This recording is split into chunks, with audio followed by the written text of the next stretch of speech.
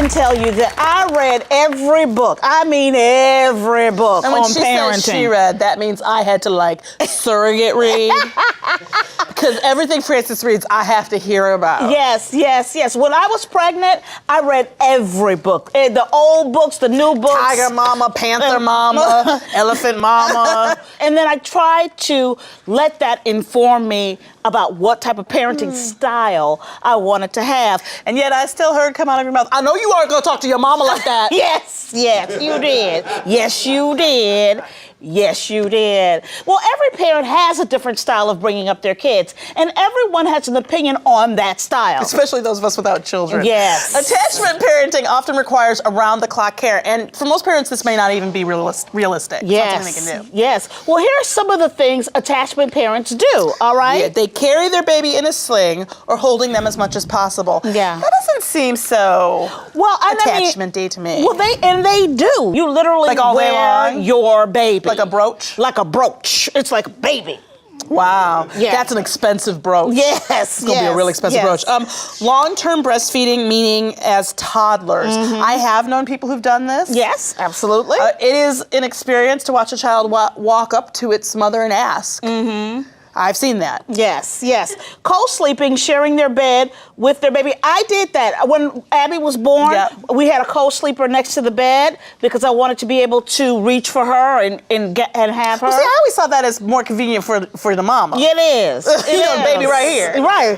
You know what I mean? Like, Right. that's what I say it as, because I leave water and things that I need by my bed. Yes. To give us a first-hand experience of attachment parenting, on Skype we have the board president of Attachment Parenting International, Janet Gendron. Thank you and welcome to the show. Thank you, Janet. Thank you. So, Janet, would you please clear up for us exactly what is attachment parenting?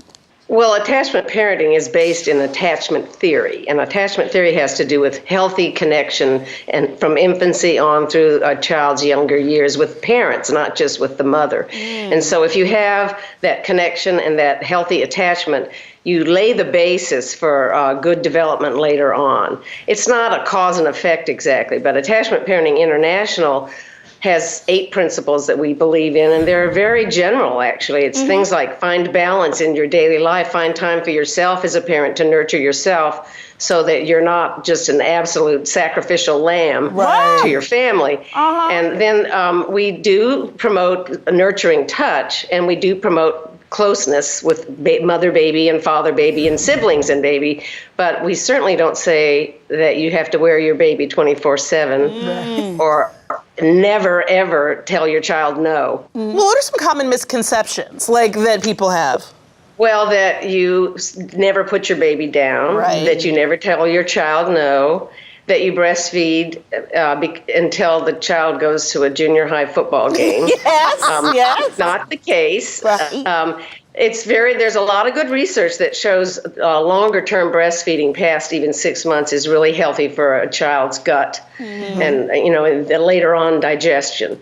But there's no black and white because we have to fit everything into our own families. And what may work for some may not work for others. And for some people, having that baby close at night means more sleep for everybody. And that's the practical solution. Thank you so much for coming on the show, Janet. Thank you. You're welcome. Please stick around because we want to bring someone else into our conversation. That's right. Should the parent let the child grow up on their own? We brought in our parenting expert, Dr. Howard Asher, to tell us more about attachment parenting. Thank you for coming on the show, Dr. Asher. Thank you. Do you think that attachment parenting is healthy? Well, development's all about attachment, and there's actually diagnostic disorders that relate to what's known as attachment disorders. Right. And what it means, if its development hasn't gone well, you can wind up with an attachment disorder. So attachment is critical. Yeah. So, Janet, what do you think about detaching? How do you detach? Do you detach? When do I cut the cord, Janet? Well, you cut the cord at delivery, I hope. Being detached comes very, very gradually, and it's actually natural. It's different for different kids, different for parents. But if you have a good communication to start with, and you're able to talk to your kids compassionately and responsively, then everything will work out. Well, I'd like to point out something. I mean, when you're talking about attachment, I think everyone's picturing, body contact. Yeah, right. Like this. Like this. Like this. You can have attachment this. when you're All the time. when the bodies are separated. The attachment of the emotion and the bonding, and that like for example, when a child goes off to school, they can have separation anxieties. But if things have gone well, they have a sense that they can go to another place and they know they have a home. Right. So you still have a healthy attachment, even though you're not physically connected. Have you seen it, either of you? Have you seen people try attachment parenting and maybe mess it up? Well, I haven't seen them mess it up. I've seen them be very disappointed in themselves because they put an ideal out there with a lot of rules of what you do instead of the why.